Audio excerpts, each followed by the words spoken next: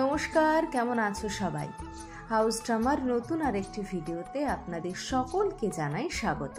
আর সকলকে জানাই পৌষ পার্বণ ও মকর সংক্রান্তির অনেক অনেক শুভেচ্ছা। এই যে মেয়েও ঘুম থেকে উঠে পড়েছে। প্রত্যেকদিন সকালে ওর এই গাল ভরা হাসিটা দেখেই আমার দিনটা শুরু হয়। আজও তাই, ওর মিষ্টি হাসি দেখেই আজকে দিনটা শুরু করলাম। চলো এইবার রুম থেকে বেরোনো যাক। বেরিয়েই দেখলাম সংক্রান্তি পুজোর আয়োজন চলছে। থালাগুলো এখন একটু খালি খালি আছে, একটু পরে চাল আর নানান ফলে থালাগুলো ভরে যাবে।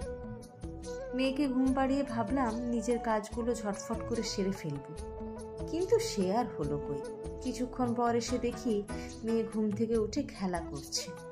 এখন তো আর ঘুমোবে না, তাই ওর কাছে গান চালিয়ে পুজোর আয়োজন দেখতে চলে গেলাম, আর তার সাথে নিজের টুকিটাকি কাজগুলো সেরে ফেললাম।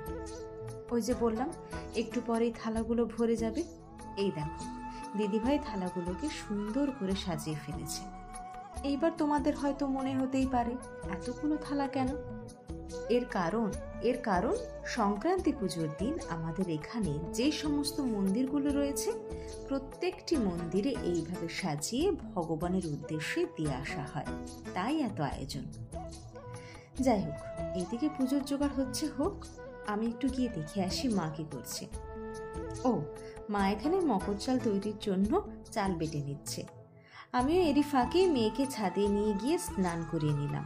ওই যে কথায় বলে না, পৌষ মাসে পৌষকালি তুলতে হয়, তাই ওকেও আজকে সাবান মাখিয়ে স্নান করিয়ে রোদে শুইয়ে রেখেছি। ওকে ছাদে শুইয়ে মেয়ের ওই টুকিটাকি কিছু জিনিস ছিল ধোয়ার জন্য, সেগুলো ধুয়ে রোদে শুকোতে দিয়ে নিচে নেমে এলাম মেয়েকে নিয়ে। এসে দেখলাম দিদিভাই পুজোর জায়গাটাতে আঁকা শুরু করেছে। আমিও সময় নষ্ট আর না করে চলে এলাম মকর চালটা তৈরি করে নিতে। মোটামুটি পুজোর কাজ প্রায় শেষের পথেই। আমিও তোমাদের সাথে গল্প করতে করতে মকর চাল তৈরির সমস্ত উপকরণটা রেডি করে ফেললাম। রয়েছে 6 রকমের ফল, নারকেল কোড়া, গোলমরিচ গুঁড়ো, আদা বাটা, দুধ, গুড় আর চাল বাটা। এইবার এই সমস্ত কিছুই চাল বাটার উপর এক এক করে দিয়ে দেব, আর দুধ দিয়ে ভালো করে মিশিয়ে বানিয়ে নিলাম আজকের মকর চাল। এইদিকে জোগাড়ও কমপ্লিট, আর ঠাকুর মশাই উপস্থিত। তারপর ঠাকুর মশাই পুজো শুরু করে দিলেন। বাংলা সংস্কৃতি ও ঐতিহ্যের অন্যতম গুরুত্বপূর্ণ উৎসব হলো পৌষ পার্বণ বা মকর সংক্রান্তি, যেটা আমরা প্রত্যেক বাঙালিরা পৌষ মাসের শেষ দিন পালন করে থাকি। বেশিরভাগ বছর মকর সংক্রান্তির দিন অপরিবর্তিত থাকেই। সাধারণত 14ই জানুয়ারি পড়ে মকর সংক্রান্তি। এবছরও এই বিশেষ দিনটি পড়েছে 14ই জানুয়ারি।